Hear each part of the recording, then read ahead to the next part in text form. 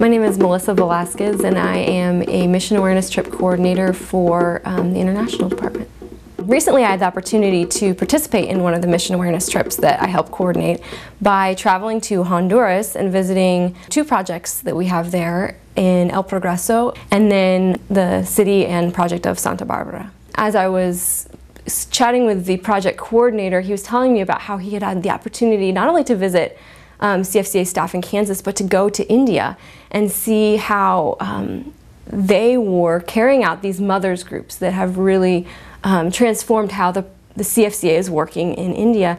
And he wanted to adapt it to Honduras and see how would these people here in Honduras not recreate the mothers groups, but using that model create something new and something unique to their own communities. And so when we visited Santa Barbara, we were greeted by committee heads of parent committees. And one particular committee really was amazing to me, and it was headed up by the father of a sponsored girl in Santa Barbara, and he heads up the education committee. And as he spoke to us, he was explaining how in Honduras the average education of the adult was the second grade level.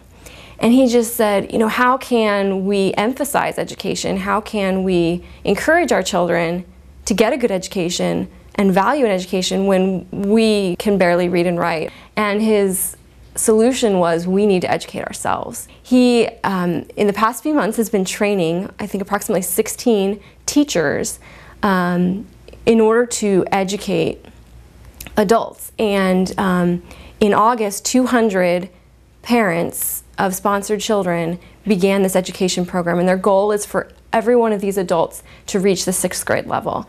And it seems like a difficult goal, but the hope and the planning and the just the passion behind this whole movement is huge, and so it was really exciting to see, and I have, you know, high hopes for them as well in their success. And this father was just a real inspiration in his own personal life and his own personal story as well, as he no longer has the use of his legs and no longer has his wife in his home, and so he's raising his children on his own. But not only that, he's motivating and inspiring the community for education.